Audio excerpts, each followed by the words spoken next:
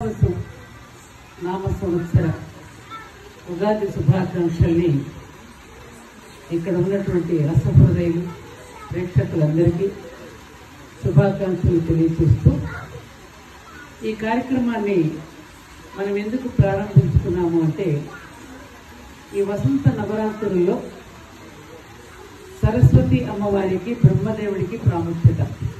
సృష్టికర్త బ్రహ్మ, ఆ బ్రహ్మదేవుడికి కావలసినటువంటి జ్ఞానాన్ని ధర్మపత్నిగా అర్ధాంగిగా ఒకే మాటగా ఉన్న సరస్వతి, వీరిద్దరి వల్లనే మనకి ఈ జ్ఞానం, ఈ సృష్టి, స్థితి, లయ ఈ మూడు జరుగుతున్నాయనే విషయం మనందరికీ తెలుసు. ఈ వసంత నవరాత్రుల సాయంకాలం వేళ సంగీతం, సాహిత్యం, నృత్యం ఇత్యాది లలిత కళలను దేవాలయాలలో ప్రవేశపెట్టడం ద్వారా మన పూర్వ ఋషులు మనకి మానసిక ఆనందం కూడా చాలా అవసరం. శరీరానికి ఆహారం ఎంత అవసరమో అంతకంటే మించిన ఆహారం మనసుకు కావాలి. మన మనసుకి ఇచ్చే ఆహారం ఏమిటి? ఆహ్లాదం కలిగించేది ఏమిటి? సంగీతం, సాహిత్యం, కళలు మాత్రమే. అందుకని కళలు బాధలకు భాగహారాలు. భాగహారం అంటే ఏమిటి? బాధలు ఏం చేస్తుంది? తగ్గించేస్తుంది. ఆనందానికి హెచ్చవేతలు.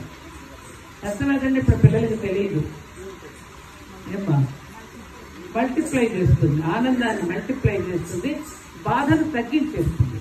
అటువంటి కళలను మనకి ఎప్పుడైతే మన పిల్లలకి చిన్నప్పటి నుంచే మనం నేర్పిస్తే, ఎప్పుడైనా వాళ్ళకి జీవితంలో ఏదైనా కష్టం వస్తే, నష్టం కలిగితే ఆ దుఃఖాన్ని దిగమింగుకోవడానికి ఆ కళల ద్వారానే అది సాధ్యమవుతుంది. బాధ కలిగిందనుకోండి, లోపలికి వెళ్ళి హాయిగా ఒక వీణ వాయించుకుంటుంది, పాట పాడుకుంటుంది, లేకపోతే తలుపులు వేసుకుని డాన్స్ చేస్తుంది. మన జ్యోతినయం చేసి చూసాం కదా ఇప్పుడు. అలా తనను తాను అందులోకి లీనం చేసుకుని ఆ తన్మయత్వం పొంది ఆ బాధను మర్చిపోగలిగేటువంటి శక్తి ఒక్క కళలకు మాత్రమే ఉంది. మనల్ని మోక్ష స్థితికి తీసుకువెళ్ళగలరు. ఇప్పుడు మీరు చిన్నారులందరినీ చూశారు. ఒక్కసారి వాళ్ళ ఆహార్యం, వాళ్ళ యొక్క విధానం చూస్తే మీకు ఈ గుడి గోపురాల మీద ఉన్న దేవీ దేవతల బొమ్మలు, శిల్పాలు ఏవైతే ఉన్నాయో ఆ శిల్పాలు భూమి మీదకి దిగి వచ్చి నాట్యం ఆడుతున్నట్టు అనిపించిందా లేదా? కదలుతూ ఉన్న దేవతల్లాగా మీరు వాళ్ళు కారసపడుతున్నారా లేదా? ఆ భావన, ఆ అనుభూతి మనకి ఎంత గొప్ప ఆనందాన్ని ఇచ్చింది. అందుకని ఇవాళ ఈ సెల్ ఫోన్ అనేటటువంటి మన చేతిలో సర్వభక్షకిగా మన జీవితాలను నాశనం చేయడానికి వచ్చింది తప్ప అది మన జీవితాన్ని బాగు చేయడానికి రాలేదు. ఎందుకంటే మనకి దాన్ని ఎలా ఉపయోగించుకోవాలో తెలుసుకోగలిగిన జ్ఞానం ఇంకా మన భారతీయులకు లేదు. ఆ ఇంగిత జ్ఞానం పోగొట్టుకున్నాం. మనం సహజంగా ఉన్నటువంటి మన కళలను మర్చిపోయి ఆ పాశ్చాత్య సంగీతపు వరవడిలో పడిపోయి మనదైనటువంటి భారతీయతను, మన సంస్కృతిని విస్మరిస్తూ ఉండడం వల్ల చాలా రకాలైన బాధలు కలుగుతున్నాయి. మీరు చూడండి, ఇంకా కాసేపు ఉన్న తర్వాత మీరు శిల్పారామం వైపు నుంచి అటువైపుగా మీరు వెళ్తే ప్రతి చోట మీకు కనిపిస్తారు ఆడపిల్లలు, మగపిల్లలు చేతిలో ఒక బాటిల్, ఒక సిగరెట్టు, తాగుడు, డ్రగ్స్, వీటికి ఎడిక్ట్ అయిపోయి జీవితాలను నాశనం చేసుకుంటూ కాపురాలు కూల్చుకుంటూ జరుగుతున్న నేపథ్యాలు మనం ఎన్నో చూస్తున్నాం. నిన్న పేపర్లో చూసి ఒక బెట్టింగ్ అని, ఒకళ్ళని మోసం, ఇంకొకళ్ళని మోసం చేసుకుంటూ బతకడానికి అలవాటు పడుతున్నారు. ఈజీ మనకి అలవాటు పడిపోయి ఎప్పుడైతే చిన్నప్పటి నుంచి పిల్లలకి మీరు కళలను ఎప్పుడైతే మీరు నేర్పిస్తారో అప్పుడు వాళ్ళు ఇందులో ఉన్న కిక్ అందులో లేదని తెలుస్తుంది. ఏ కిక్కు? తాగుడులో ఉన్న కిక్కు అంటే కూడా గొప్పది ఈ ఆనందానుభూతిలో దొరుకుతుంది. ఎందుకు తాగుతున్నాడు వాడు? కష్టాన్ని మర్చిపోదామనో, శ్రమను మర్చిపోదామని అమాయకంగా తాగేసి పడుకుంటున్నాడు. కానీ ఈ ఆనందం మనకి ఎంత ఇచ్చింది? అక్కడ కూర్చుని మనం చూస్తూ ఉంటే, పిల్లలు వాళ్ళు నడయాడుతూ ఉంటే, నర్తిస్తూ ఉంటే మనల్ని ఎక్కడికి తీసుకువెళ్ళింది? అన్నమయ కోశాన్ని నుండి ఆనందమయ కోశానికి పట్టుకెళ్ళింది. ఆమె రైట్? కరెక్టా కాదా? అలాంటి అనుభూతి మీరు పొందారా లేదా? కాబట్టి అలా పిల్లలకి ఆ రకంగా శిక్షణ ఇస్తున్నాడు. తల్లిదండ్రులకు నేను నమస్కరిస్తూ శుభాకాంక్షలు చెప్తున్నా. ఊ అంటావా, ఊ అంటావా, ఇంకేదో పాటలు తెచ్చిన ఈ మధ్యన చాలా వస్తున్నాయి. ఏంటంటే అది కుమ్మయ్య ఏమిట్రా, అమ్మడు కుమ్ముడా, ఇలాంటి చెవు కేకలు లాంటి పాటలు మనం పెట్టుకుంటూ డీజేలు పెట్టుకుని డాన్సులు వేస్తూ ఉంటే, చెవులు హోరెత్తిస్తూ ఉంటే, గుండె దడవస్తూ ఉంటే ఎంత ఘోరంగా ఉంటున్నాయి ఆ పాటలు. ఇదే సంగీతాన్ని మీరు విన్నారు. ఇక్కడ దేవీ దేవతలు మొత్తం కూడా ఇక్కడ ఆస్వాదిస్తున్నారు ఆ పాటలను చూసి. చెట్లు చక్కగా తలలాడిస్తున్నాయి, అక్కడ గోవులు కూడా తలలాడిస్తున్నాయి, కొండలు కూడా కరిగిపోతున్నాయి. ఇంత ప్రకృతిలో ఇంత అద్భుతమైనటువంటి శిశుర్వేత్తి పశుర్వేత్తి అన్నారు.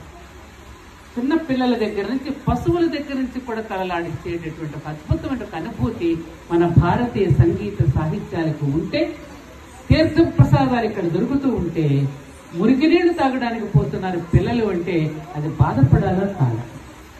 ఆ బాధ నుండి దూరం చేయడం కోసమే నేను ఎక్కడో యూసుఫ్గూడలో ఉంటూ ప్రతిరోజు సాయంకాలం ఇక్కడికి వచ్చి పిల్లలకి మీకు వేదిక నేను ఫ్రీగా ఇస్తా, మైక్ సెట్ నేను ఫ్రీగా ఇస్తా, కుర్చీలు నేను మీకు ఫ్రీగా వేయిస్తా, మీకు సర్టిఫికెట్ ఇస్తా, మిమ్మల్ని ప్రోత్సహిస్తానని ఎందుకు తపన పడుతూ వస్తున్నాను ఇక్కడికి నేను?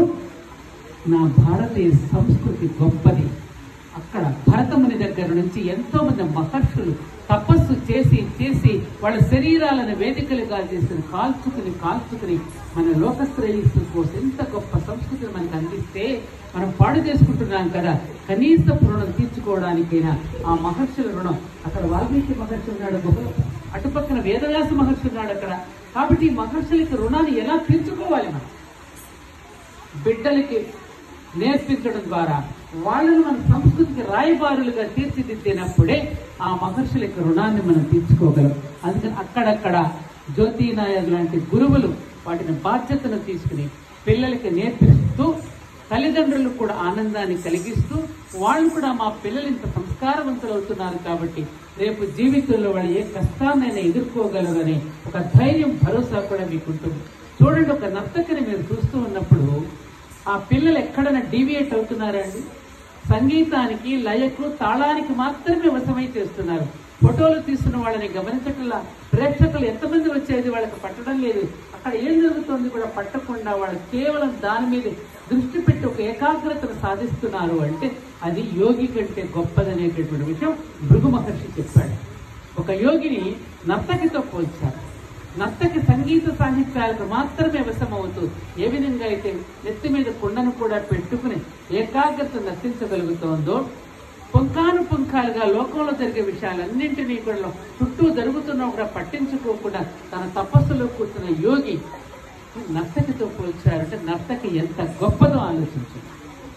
అటువంటి పరమశివుడు పార్వతీదేవి ఒక రోజున పోటీ పెట్టుకుంటే నాట్యంలో పరమశివుడు పార్వతీదేవిని ఓడించడానికి కాలు ఇలా పైకి ఎత్తుతాడు. అప్పుడు పార్వతీదేవి సిగ్గుపడుతూ ఇలా తల తిరుగుతుంది, కాలు పైకి ఎత్తదు. అది భారతీయ సంస్కృతి.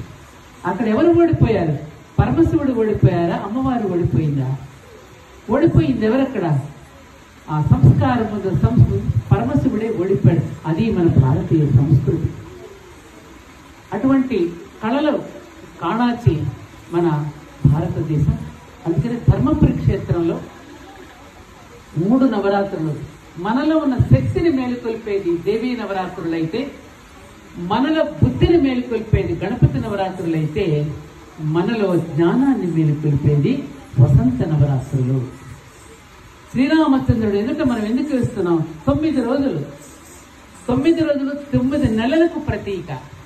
ఈ 9 నెలలు కూడా కౌసల్యాదేవి సుమిత్ర కైకేయి గర్భాన్ని దాల్చి 9వ నెలలో ప్రసవించింది.